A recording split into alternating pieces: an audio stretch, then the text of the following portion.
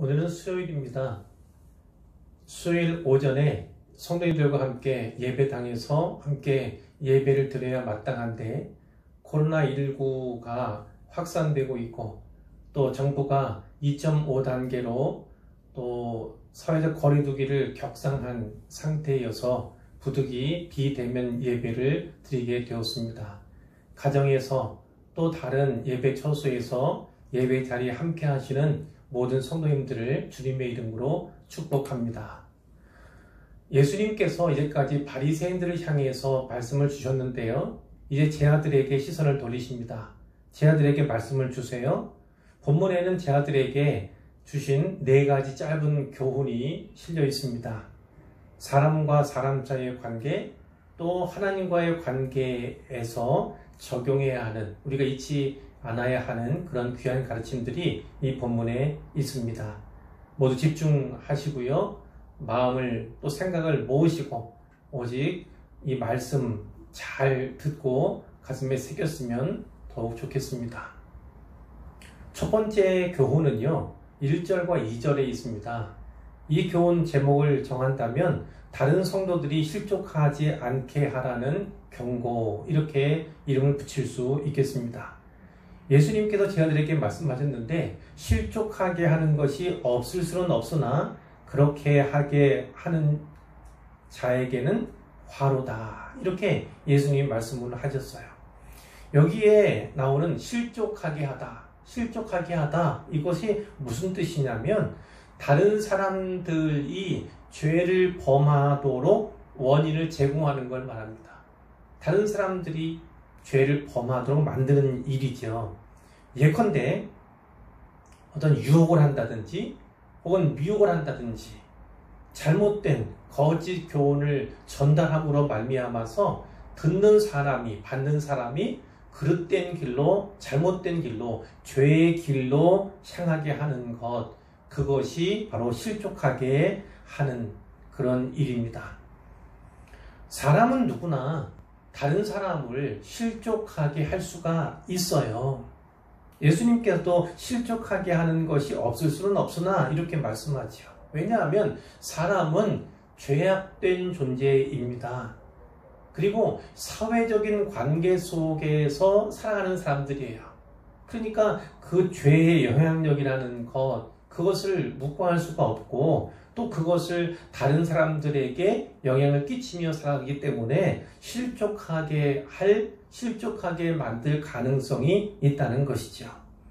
하지만 그렇다고 해서 실족하게 한 자에게 책임이 면제되는 것은 절대 아니라는 겁니다. 2절에 보면은 그라는 건 실족하게 만드는 사람이겠죠. 그가 이 작은 자 중에 하나를 실족하게 할진대, 이렇게 말씀해요. 자, 작은 자, 용례가 사실은 좀 더 넓습니다만 성경에서, 특별히 복음서에서 이 작은 자는 어린 아이를 또 가리킬 때 쓰는 용어예요. 뿐만 아니라 여기서는요, 예수님께서 이 작은 자, 그러니까 예수님을 따르는 제자들, 예수님을 따르는 무리들을 향해서 말씀하신다고 볼 수가 있습니다. 자, 어린 아이들이 그런 것처럼요, 그 어린 아이들은 사람을 의심하지 않잖아요. 어떤 말을 들었을 때 그대로 받는 경향도 있지 않습니까? 신뢰하면서 따르는 자들, 그것이 어린 아이인데 이 예수님을 따르는 자들도 역시나 어린 아이와 같은 존재들이라는 것이죠. 그렇기 때문에 자칫 불의한 것에도, 불의한 자에게서도 영향을 받을 수 있다는 것입니다. 자, 누군가가 이 제자들 가운데 하나 혹은 어린 아이들을 실족하게 한다면 차라리 연자맷돌이 그 목에 매여 바다에 던져지는 것이 나으리라. 예수님이 이렇게 말씀하세요. 연자맷돌이 무엇인지 아시죠? 곡식을 갈 때 쓰는 돌이에요. 큰 돌, 무겁고 넓적하고 그리고 평평한 형태를 띠고 있잖아요. 그 돌을 소나 나귀에다가 매는 것입니다. 그 연결해서 돌리는 거죠. 원 모양으로. 그러면 돌이 돌아가면서 그 밑에 깔려있는 곡식을 가는 겁니다. 자, 이렇게 크고 무거운 연자 맷돌을 목에 매단다고 생각해 보세요. 그리고 바다에 던졌다고 생각해 보십시오. 소생할 가능성이 있습니까? 그렇지 않죠. 밑바닥에 가라앉게 되고 영원히 떠오를 수 없는 거예요. 끔찍한 죽음에 대해서 말씀을 하신 것인데, 그러나 이 작은 자 하나를 실족해 한 이 죄로 말미암아서 받게 될 고통에 비하면, 그러한 영원한 죽음에 비하면 그것은 아무것도 아니다. 예수님이 그렇게 말씀하십니다. 그러니까 우리가 다른 누군가를 실족하게 만들지는 않을까? 뒤에 나오는 말씀이죠. 너희는 스스로 조심하라. 늘 깨어있어서 늘 조심하고 신중을 기해야 한다. 그런 가르침을 받을 수가 있는 것입니다. 이제 두 번째는 3절과 4절 말씀인데요. 다른 성도들의 잘못을 항상 용서하라는 권면의 말씀이에요. 다른 성도들의 잘못을 항상 용서하라. 만일 내 형제가 죄를 범하거든 경고하고 회개하거든 용서하라. 예수님께서 이렇게 말씀을 하십니다. 여기 경고한다는 말이 있죠. 경고한다는 것은요, 모든 죄 다 지적하는 거, 그것을 말하는 것이 아닙니다. 예수님께서는요, 앞서 우리가 살펴본 본문인데 6장 37절에서 이렇게 말씀하셨어요. 남을 비판하고 남을 정죄하는 일에 대해서 경고하신 거거든요. 자, 비판하지 말라. 그리하면 너희가 비판을 받지 않을 것이요. 정죄하지 말라. 그리하면 너희가 정죄를 받지 않을 것이다. 예수님께서 이렇게 말씀하셨어요. 그러니까 다른 사람을 비판하는 것, 정죄하는 것을 삼가야 하고 매우 신중해야 하는 것이죠. 그러니까 여기 경고한다고 하는 표현은요, 어떤 사람이 하나님과 더욱더 가까워지고 다시금 관계가 회복되는 것, 또 다른 사람과의 관계가 회복되는 것, 그 마음의 동기로, 그 선한 목적으로 어떤 사람의 죄를 지적하는 것을 말하는 거예요. 모든 죄를 다 일일이 지적하는 것이 아니라요. 따라서 이 특별히는요, 2절에 잠깐 살펴보았던 것처럼 앞서서 무서운 심판을 자초하게 된 죄가 있지 않습니까? 어떤 거였습니까? 다른 사람을 실족하게, 특별히 작은 자를 실족하게 만드는 죄, 이렇게 나왔는데 그 죄를 가리킨다, 이렇게 볼 수가 있습니다. 그런 죄 짓는 사람인데 이제 그에게 선한 동기와 목적을 가지고 그에게 경고를 한 거예요. 그랬는데 그 경고의 말을 듣고 그가 회개했다는 거죠. 회개하면 어떻게 해야 합니까? 회개하거든 용서하라는 것이 주님의 가르침이에요. 근데 그뿐만이 아니죠. 4절에 보시면 만일 하루에 7번이라도 네게 죄를 짓고 7번 네게 돌아와 내가 회개하노라 하거든 너는 용서하라. 이렇게 예수님께서 말씀하신다고요. 자, 하루에 7번 내게 죄를 짓는 사람 용서하기 쉬울까요? 그렇지 않아요. 기만하는 것 같고 놀리는 것 같고 그런 생각부터 하게 되겠죠. 그래서 주님은 그가 7번 너에게 회개하노라 이야기하거든 너는 용서하라. 이렇게 주님이 가르치시는 거예요. 성경에서 7은 완전수라고 하지 않습니까? 완전수. 그러니까 7 또 7 이렇게 나오는데, 그러니까 항상 용서하라는 것이고, 그리고 얼마든지 용서하라. 이렇게 예수님께서 우리에게 가르치시는 거예요. 왜 그럴까요? 예수님의 말씀에는요, 늘 우리를 향한 그분의 사랑, 그분께서 우리를 위해 하신 일, 그것이 늘 배경이 되어 있죠. 기초가 되어 있어요. 자, 하나님께서 우리를 향하여서 그렇게 용서하셨으니까, 예수님께서 하시는 말씀이지만 예수님의 생명을, 그리고 예수님을 십자가에 이렇게까지 하시면서 우리를 용서하신 그 사랑을 기억하고 잊지 말라는 거예요.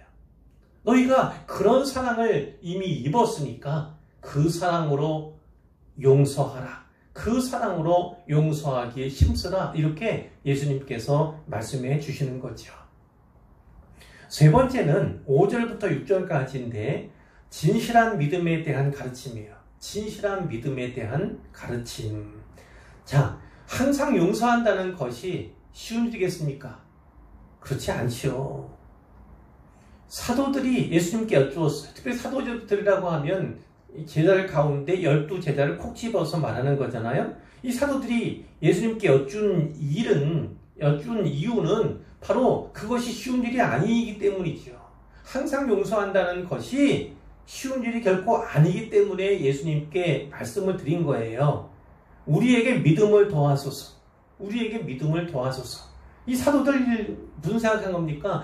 더 많은 믿음, 더 큰 믿음이 아니고서는 항상 용서하는 것이 불가능하다, 쉽지 않다 이렇게 여겼기 때문에 예수님에게 우리에게 믿음을 더하소서 이렇게 여쭌 거라고요.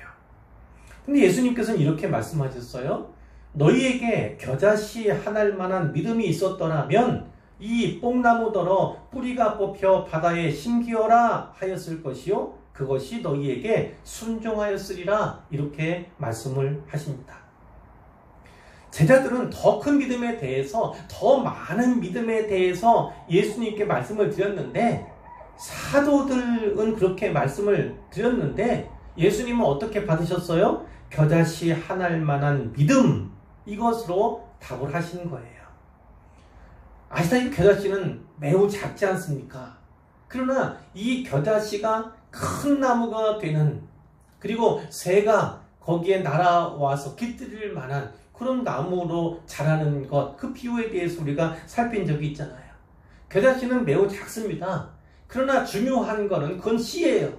그것은 살아있다는 겁니다. 그리고 살아있다는 것은 자라게 되고 성장하게 된다는 것을 의미해요.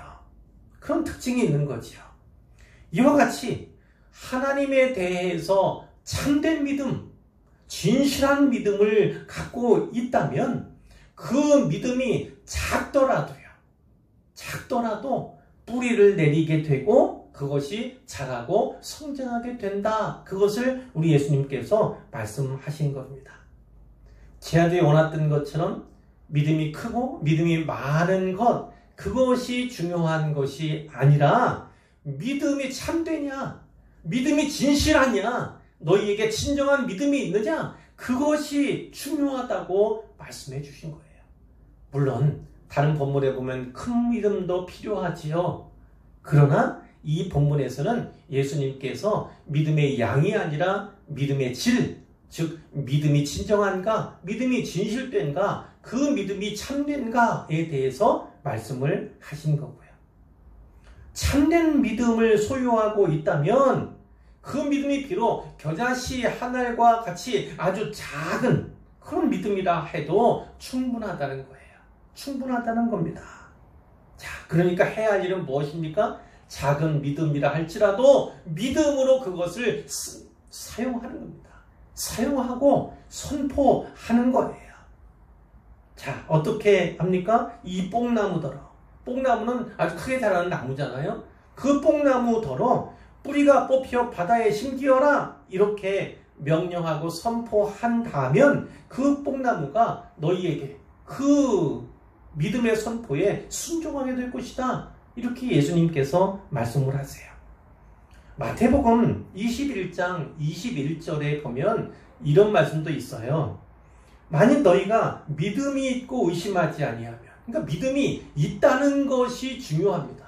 참된 믿음이 있다는 것, 그 참된 믿음은 의심하지 않는 믿음이죠. 자, 만일 너희가 믿음이 있고 의심하지 아니하면 이 무화과나무에게 된 이런 일만 할 뿐 아니요, 예수님께서 열매 없는 그 무화과나무에게 저주를 선포하셨을 때 무화과나무가 즉시로 말랐어요. 죽었다는 거죠. 자, 그 일만 할 수 있을 뿐만 아니라 이 산더러 들려 바다에 던지어라. 산아, 네가 옮겨가서 바다에 들어가라. 이렇게 하여도 그렇게 될 것이라고 예수님이 말씀하셨어요. 뽕나무를 뿌리째 뽑는 일, 그리고 산을 옮기는 것, 이것은요 하나님의 능력을 말합니다. 하나님의 능력이에요. 하나님의 능력, 그것은 하나님의 역사이나 이 하나님의 역사는 믿음으로부터 시작되고 믿음으로부터 비롯된다는 것을 예수님께서 말씀하시는 거예요. 자, 중요한 것은 무엇이라고요? 참된 믿음. 그것이 겨자씨 하나과 같이 보지도 않고 잘 발견되지도 않는 그런 것이라, 그런 작은 믿음이라 할지라도 그것이 참되기만 하면, 진실하기만 하면, 그렇게 하나님께서 보시기에 진정한 믿음이라고 인정되기만 하면 하나님께서 함께 하시고 큰 역사, 놀랍고 엄청난 역사를 이루실 것이다. 예수님이 이렇게 말씀하신 것입니다. 네 번째는 7절부터 10절까지의 말씀을 근거로 해서 하나님을 바르게 섬기는 삶, 하나님을 바르게 섬기는 삶에 대해서 예수님이 교훈해 주셨어요. 여기서는 특별히 종을 예로 들고 계세요. 종이요? 자, 7절을 보세요. 너희 중 누구에게, 어떤 사람에게 종이 있다는 거예요.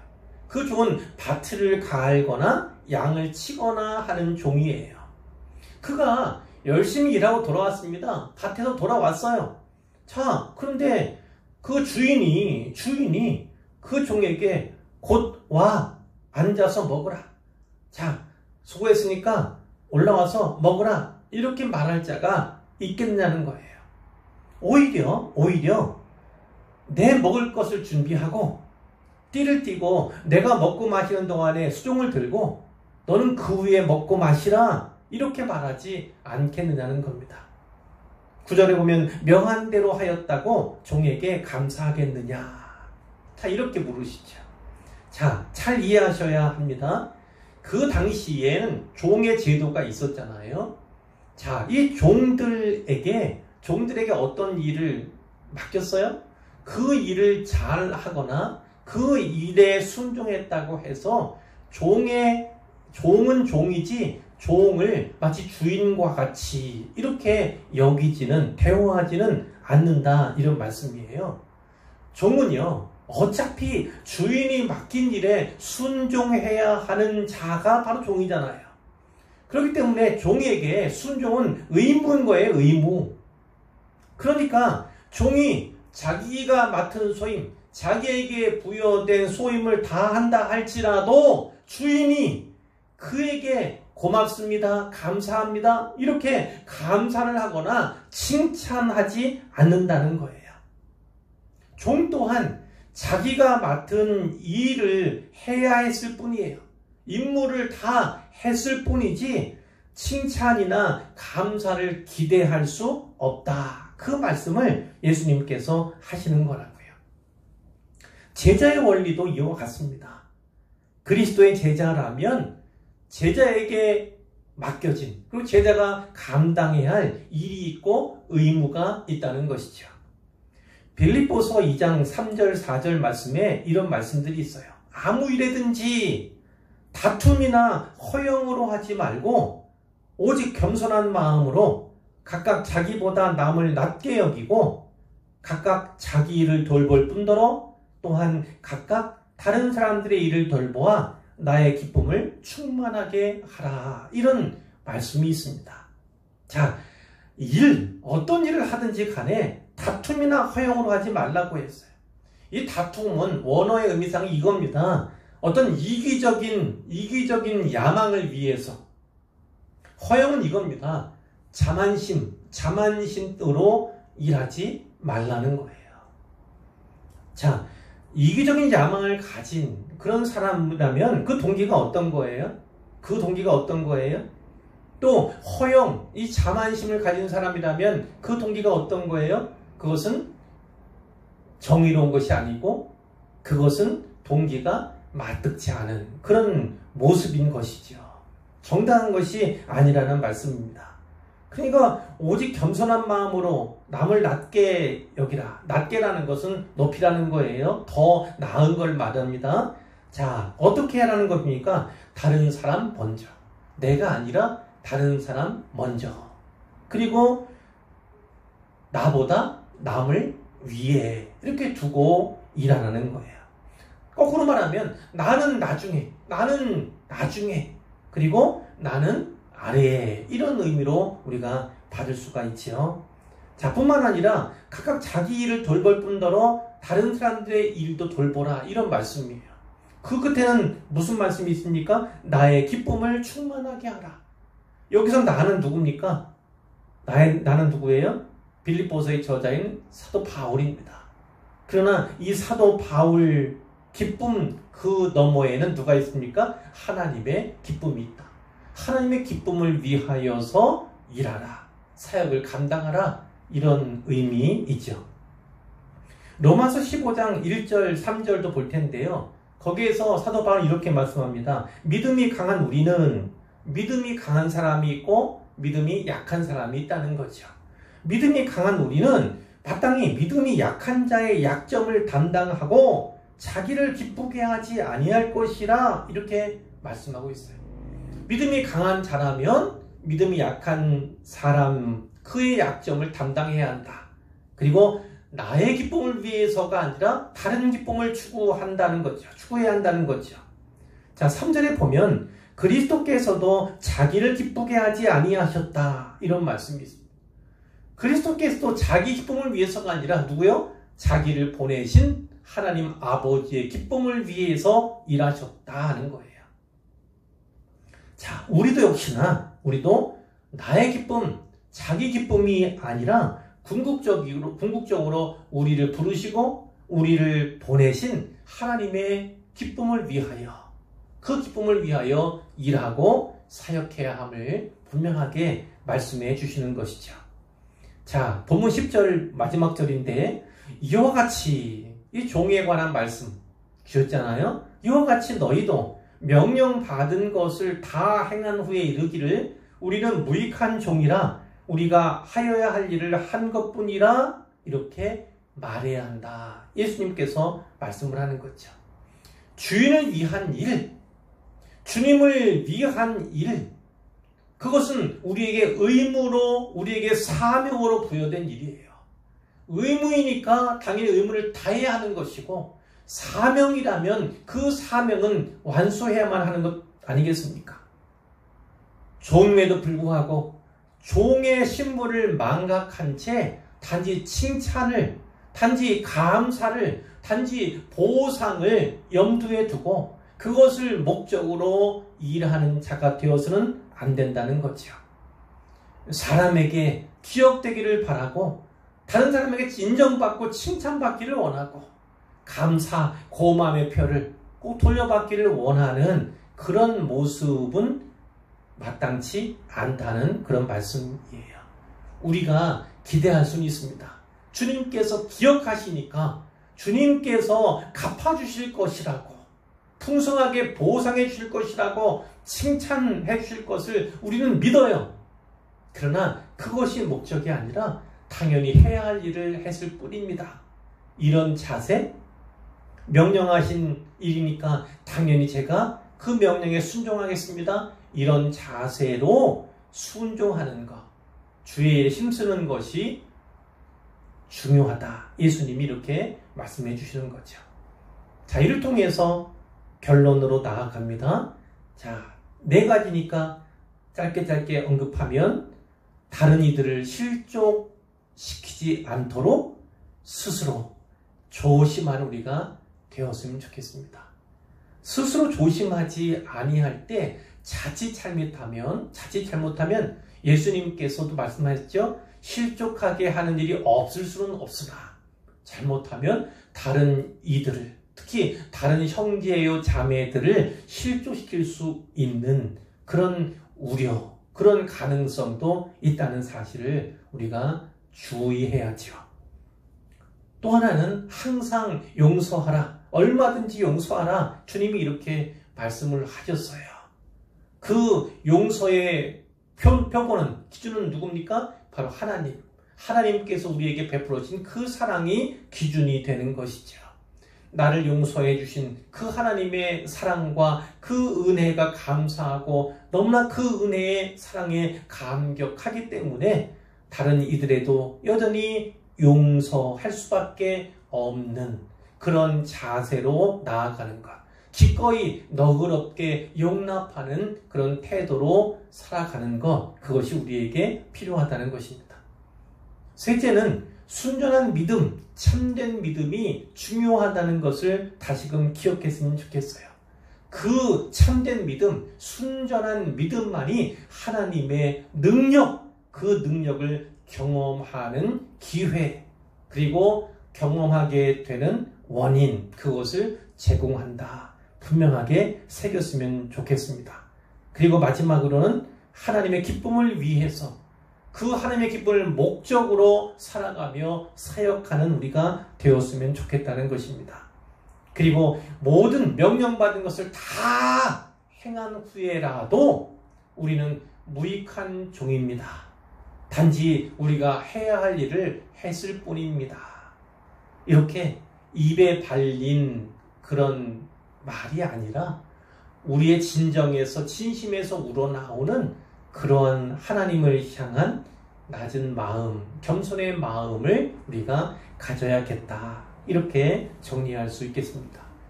네 가지 이 원리들을 다시 한번 생각하시고 기억하시고 묵상하십시오.